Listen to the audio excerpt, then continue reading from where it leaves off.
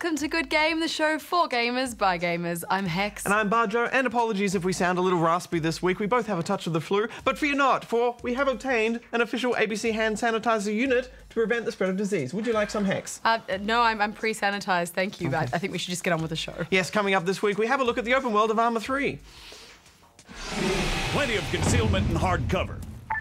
We'll draw them in, then give them hell. Questions? Good. Let's go. Also this week, we swing the blade again with Infinity Blade 3. Plus balls, as we compare Pro Evo 14 and FIFA 14. Which one has the best balls physics? Never gets old. We'll have a ball, I'm sure. Okay. Defending, you've got to make a challenge.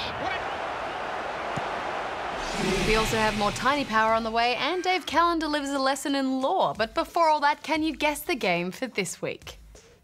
It's not cologne. Stings.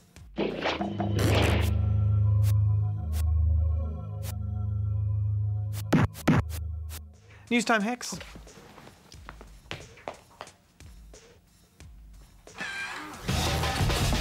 Good game.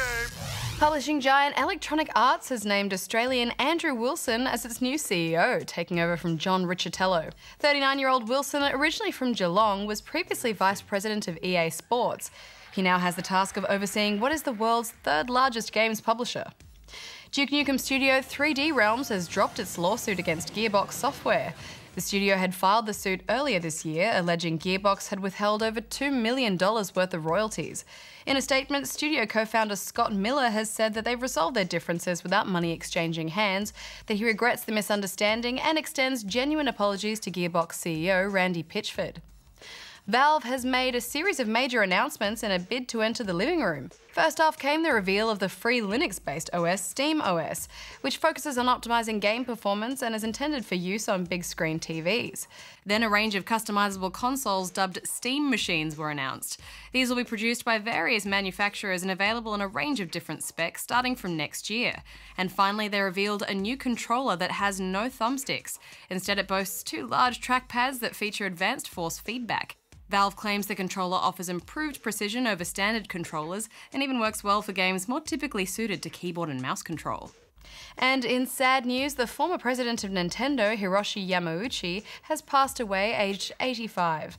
Yamauchi served as Nintendo's president for over 50 years, from 1949 to 2002, and was fundamental in transforming the company from a toy and trading card company into the video game powerhouse it is today.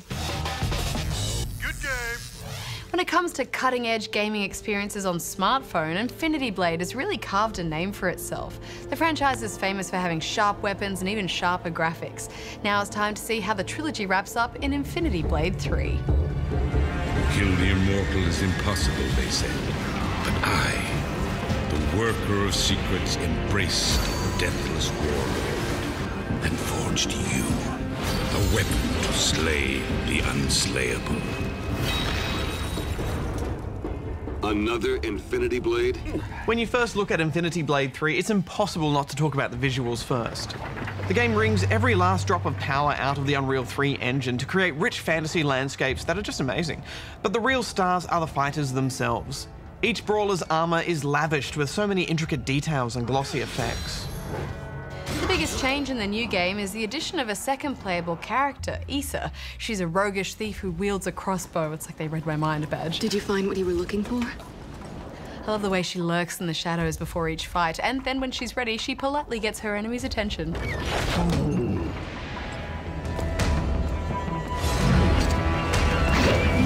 And as you'd expect, regular star Cirrus returns as the other playable character. They're both deathless, which is the game's way of saying they're immortal, a trick that comes in very handy considering how many times you have to replay levels. Did I die? Yes, but you've been reborn. Together, they're teaming up to take down the resident villain, the Worker of Secrets. Naturally, he's got a whole army of titans to throw against you, so expect a lot of stabbing.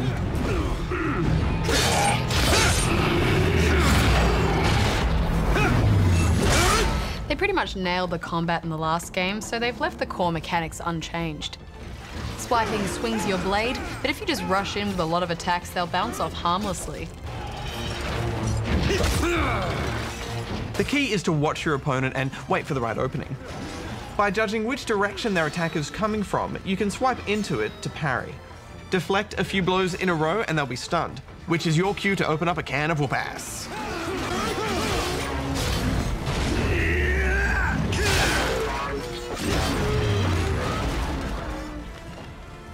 Yeah, the back and forth of those parries just flows perfectly, doesn't it? Things do get a bit trickier when you're squaring off against larger opponents, though. As you'd expect, you can't parry a troll's leg, so you'll need to dodge and block these guys. I don't know about you, but I just didn't find the combat as much fun against them. Yeah, neither did I. I like the parry system, but it's just so hard to read these guys.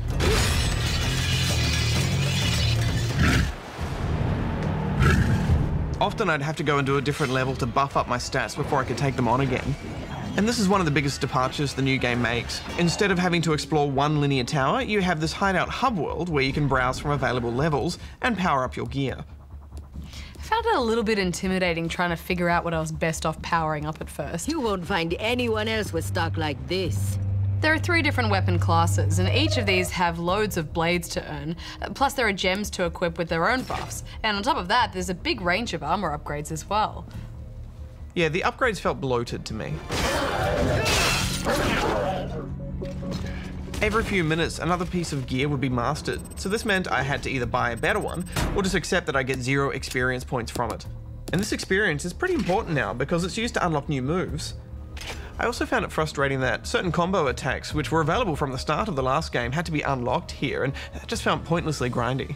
Yeah, I mean, I think all the unlocks and upgrades are there to balance out the combat. The combat is great, but if it was just endless fights, I think it would get boring quite quickly. Plus, I love the little bags of gold they hide around the place. Ah, precious loot. You can even grab them in the middle of cutscenes. Quite an entrance. What happened to you? Why did your Serengal attack? Just didn't feel like these upgrades were the right way to balance this game, especially the new silly potion cooking. I just don't like it when a game makes me come back later when an item's ready, but lets me fork over in-game cash to get it instantly. I just found the new push to microtransactions in this game pretty cheeky for a premium priced game. Yeah, but to be fair, you don't need to fork out for any of those microtransactions, and I'd rather they use it here than have you pump extra cash in to obliterate enemies that should be challenging. Now, I was impressed with how well they've wrapped this trilogy up. I would have liked to have seen Isa's fighting style be a little bit more distinctive, but that's a minor gripe. I think the small size of the levels too are perfect for smartphone pick up and play, so I'm giving it 8.5 out of 10. I feel like they weighed this one down with pointless busy work, so I'm giving it 6.5. Next up, Tiny Power. Follow me, I've got a plan. All right! Do we need the pram? No, I think just the baby capsule. Okay, but the spare nappies are in the prams. When did you change him last? Ah, Sonic, there you are. Don't you worry, the bad man is gone. Yes, he is. It's just you and me now. You're so cool, little Sonic. I thought you loved me. Hey, what about the dummies? Have you got the spare dummies? Yes, but I left the baby nummies at Troy's. Aaron, it would be very handy if you grew a pair of nuts sometime soon. Where is Troy? Troy! I told you we should have eaten that cat. Come on, he's gone. Good game. More Tiny Power soon. FIFA versus Pro Evolution Soccer is one of the classic sports game rivalries. Each time when the yearly release comes out, we ask ourselves, which is the better game this year? I think FIFA has been edging it for the last few seasons, but it's always a bit of a David and Goliath battle of development budgets. He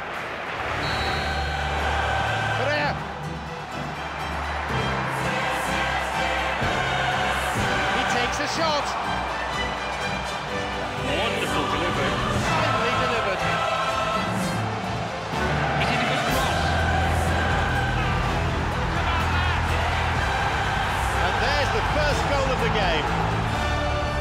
How does a small Japanese team compete with EA's buckets of cash? Well, this year they decided to start from scratch. Yes, PES 2014 has been rebuilt from the ground up with Kojima Productions' Fox engine, which is the tech they're using for Metal Gear Solid 5. You won't see any snakes out on the pitch, but it is a fresh start for the series. After seeing Metal Gear Solid 5 in action, I think you could be forgiven for thinking that this is going to look incredible, but no, the visual quality isn't that staggering. It's certainly a better looking game this year in many ways. The animation is far superior and some of the close-ups are fantastic. But it still looks like the PES we know, and the really big differences lie under the surface.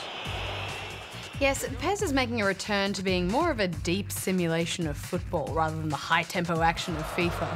So, away we go.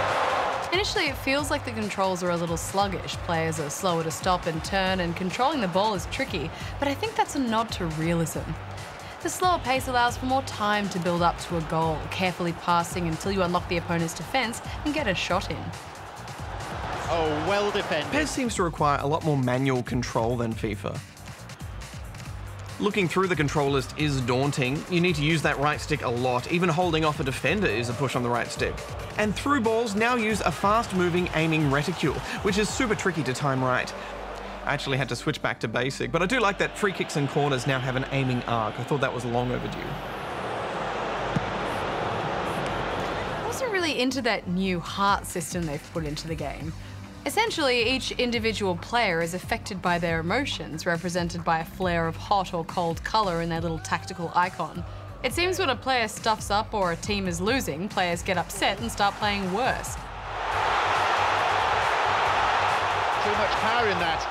Or if they do something impressive, like score a goal, then they go hot and are really pumped for the rest of the game. Maybe now. It's in. They lead by 2. Having to manage all these fluctuating emotions just seems like way more trouble than it's worth, and I'm just not sure it worked, to be honest. I kind of liked it because there is that emotional element in sport, but as far as affecting gameplay, it's a bit arbitrary. And while we're talking problems, Hex, what about the football life career modes? They've been stripped right back to a very plain set of menus. All those little RPG elements of past years are totally gone. Yeah, it's now purely the transfers and matches. And that's okay if you don't want the experience to necessarily be immersive, but without it, it felt a bit shallow. I did like your customised player though, Mr. Badge Balls. He was born to play football. Pocket, it's a yellow for a fairly careless challenge he didn't really have to make. Could have been another colour too. Certainly some sections of the crowd think red would have been more appropriate. Okay, what are you giving this year's edition, Bajo? Well, I think with PES, you really need to sit down and learn and practice it, and then you can master it and really appreciate the depth within the game. If you're willing to do that, it's satisfying. I'm giving it 8.5 out of 10 rubber chickens. I think switching to the Fox engine was a good move, but as you'll see in the comparison with FIFA 14, there's just still so much that Konami needs to do to make this an irresistible alternative. It's 7.5 from me. Could be the last chance for a cross. Hits it. Oh, off the post. So unlucky. Okay, let's talk FIFA 14. EA Sports are lucky to be in a position of fine-tuning, building on last year's game to iron out the niggles. And the level of polish they've achieved with FIFA 14 is very impressive.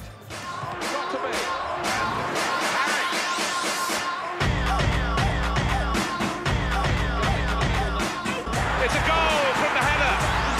He strikes a goal, kept his cool and looped it into the empty net. Yes, FIFA gleams in comparison to PES.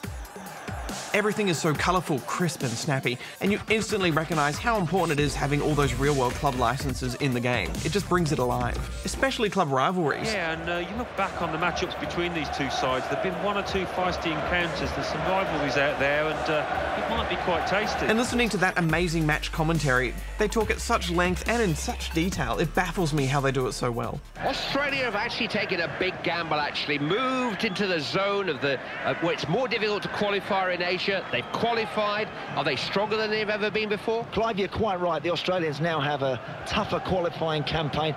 I like the design of the menus. They've gone with tiles this year, Bajo.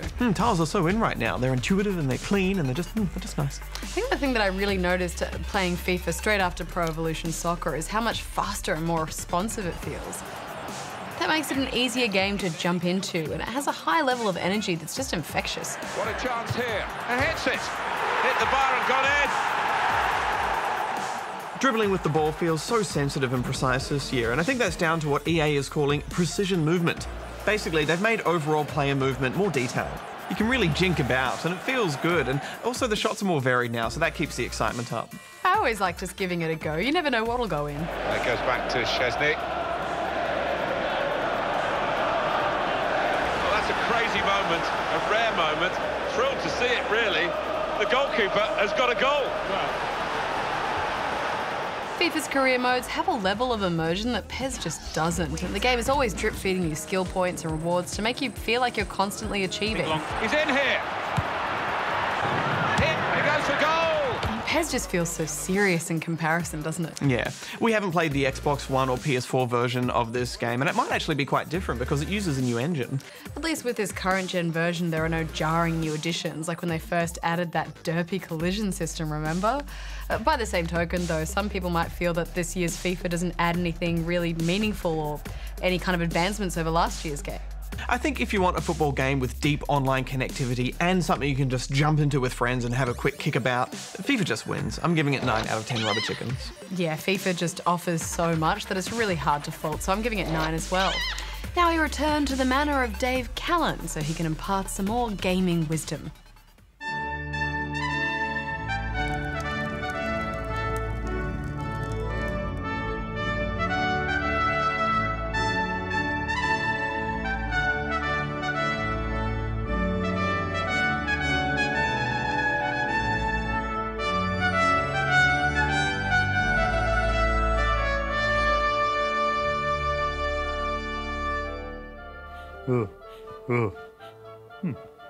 Oh, hello, it's Dave. I've often prompted you to stay a while and listen.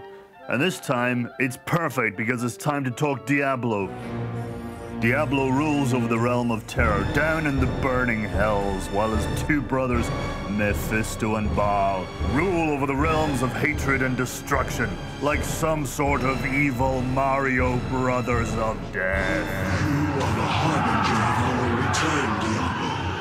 Send forth your terror into hell. El Diablo also fathered a daughter, but if you haven't played Diablo 3, we'll leave you to figure out that WTF moment on your own. Great, thanks, scriptwriter. I've just spoilerized myself. No, I haven't spoiled myself. My pants are fine. The scriptwriter done a spoiler on me. Diablo didn't get to enjoy much of a demonic childhood, as he was actually one of the 7 heads of the primeval dragon, Tathamet. Tathamet's death was one of the causes for the universe coming into being. Its body becoming the fiery pits of hell, and, as we said, one of its heads became Senor Diablo, which is Mexican for Mr. Asshole. I'm gonna go ahead and let you fact check that because it's true. Got it? Good. Let's move on. The young Diablo did not mix well with others, if parent-teacher reports are anything to go by. An order of mages called the Horadrim were banded together by the archangel Tirael to seek out and imprison the big demon and his horned brothers. Diablo was captured and stuck inside a soul stone, then buried underneath Tristram Cathedral in Honduras. He remained there for 180 years until the Archbishop Lazarus shattered the soul stone, releasing Diablo back into the world. No, never break 180-year-old demon containment jewels. Come on, they teach you that day 1 of Tristram Mystical Arts College. What was he missing on Don't Release Diablos into the Village Day? Archbishop, more like Archdemon letting out guy, am I right? No, I didn't want the toilet paper. I told you 4 times. You're making me look like a diva. Over the course of the first 2 games, Diablo would take various human hosts and traverse the land fighting the Archangel Tirael. The beast contained herein shall not be set free, not even by you. Freeing his brothers and eventually popping down to hell to rally all the forces of evil, where he is caught out and defeated, his soul stone being shattered at the Hell Forge. It was in Diablo III, the 3rd of the Diablo games, that various characters would conspire to resurrect the big red dude, which led him to being reborn with all the lords of hell within him, allowing Diablo to become the prime evil, like Tathamet before him. Pretty nasty business. He immediately set off to assault heaven itself, leading to a big battle on the Crystal Arch.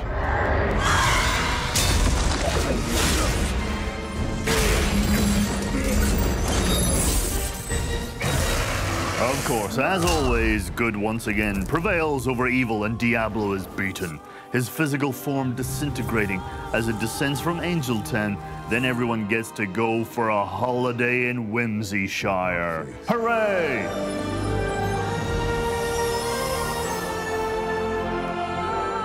But does Diablo ever stay dead? Flipping no. So you can expect Diablo 4 probably to drop in the next 4 years. Kind of like Wirt's leg dropping from the defeated body of Bishibosh.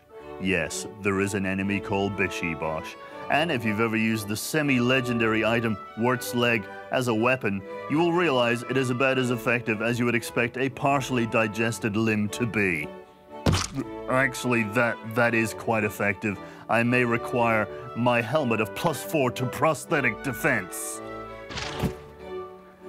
No! Good game. Thanks, Dave. Developer Bohemia Interactive know how to build big, beautiful worlds, and the battleground of Arma 3 is stunning.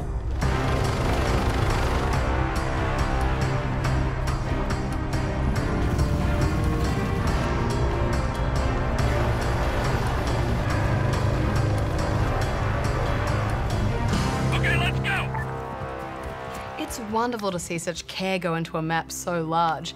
If you've never played an Arma game before, well, good luck, because you're gonna die a lot.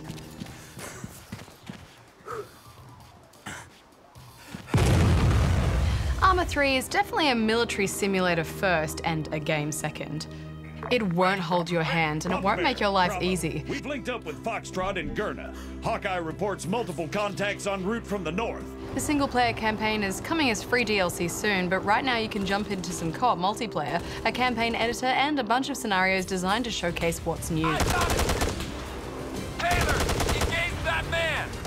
Despite plenty of radio chatter, I found the mission objectives for these scenarios a bit confusing. Acknowledged. Continue with the operation. Out.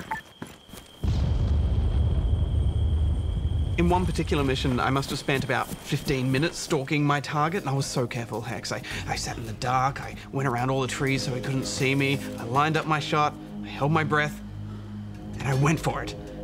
One, check your goddamn fire! And then he yelled, "Check your fire," because of my teammate, and apparently I was meant to meet up with him and take the mission from there. I loved that stalk, though, the long lead up to a fight. Yeah, you definitely can't just grab a gun and start spamming. Gunfights in this game begin before you can get the chance to lift up your weapon. I found the most important thing was really just getting the drop on your enemy.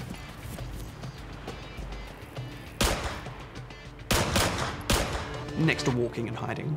Bravo can't hold out much longer. You must hit the village now. Over. And not shooting people on and your not side. shooting your teammates, and recognizing who's your enemy.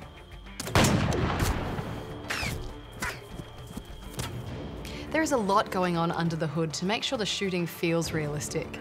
How much you're carrying, if you're injured or out of breath, distance, wind, it all matters. Just taking a shot can be a complicated series of calculations, and if you're not careful, it can end in disaster. Hostiles! Contacts on the ridgeline! Focus your fire! Blake, engage that man! Larkin, engage that machine gunner! Front! Carey, engage that machine gunner! Front! Showcase missions, show off scuba diving, new vehicles and controls, and the command mode, which lets you order troops about, and much more. They kind of act like a tutorial for newcomers. But there are still just some major mechanics that have flaws that I think should have been fixed for the sequel. Team Red, engage that attack boat! Front! Commanding just didn't feel accurate or clear enough.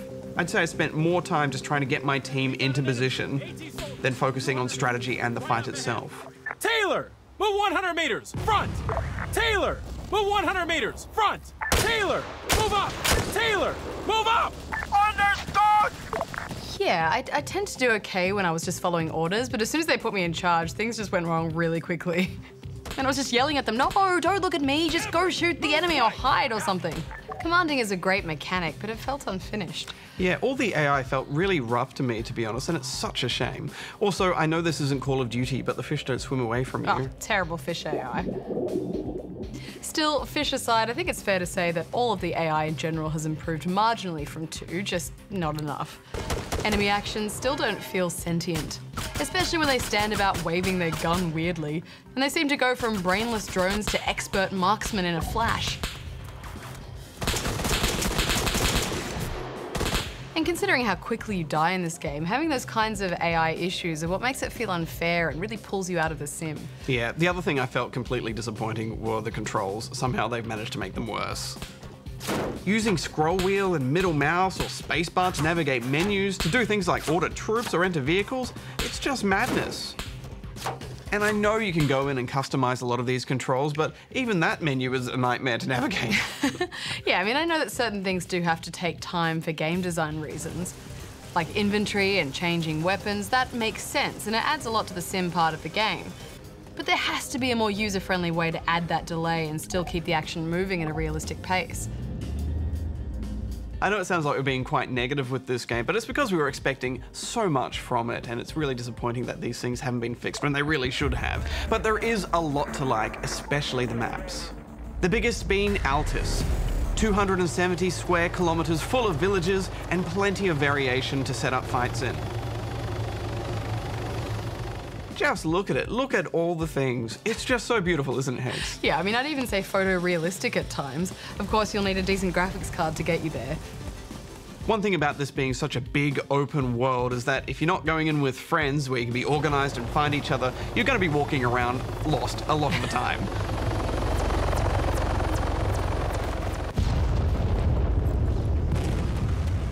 Yeah, tackling missions cooperatively or in one of the many different user-created modes is really where the game shines. That said, the local player population isn't very high right now, so there's not a lot of games to choose from.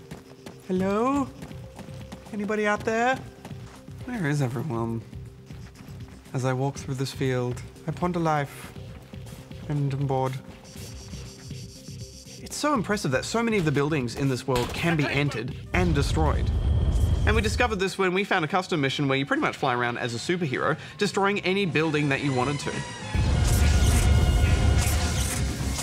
The mission editor seems powerful, but it's not very intuitive, so we haven't spent heaps of time with it. Yeah, the wonderful thing about the Arma series, though, is that it has this incredibly dedicated community making mods and missions, and will continue to do so for quite some time. As it stands now, I struggle with this Bajo, as I did with other Arma games. I'm so glad these games get made because they definitely have a place, but it does raise the question, does a sim need to be fun?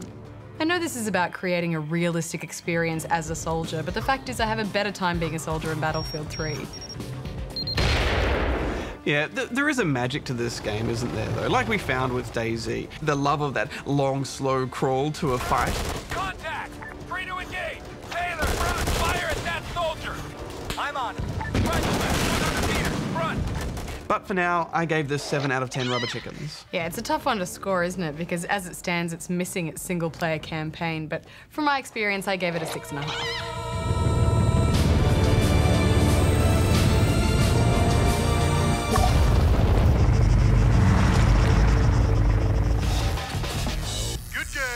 So did you guess the game for this week? It was 4D sports boxing from all the way back in 1991 and is considered one of the first 3D head-to-head fighting games. Playing as polygon triangle-shaped men, you could choose which skills you wanted to attribute to your fighter: speed, power, or stamina. And it's our Guess the Game for this week because it was developed by Distinctive Software, who became EA Canada, who made FIFA 14.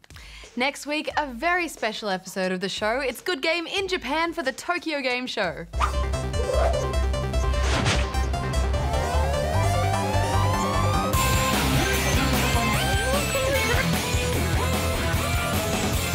Man, I played so much of this game. It was weird and crazy and wonderful, and I can't wait for you guys to see it. Until then, Bajo out. Hex out.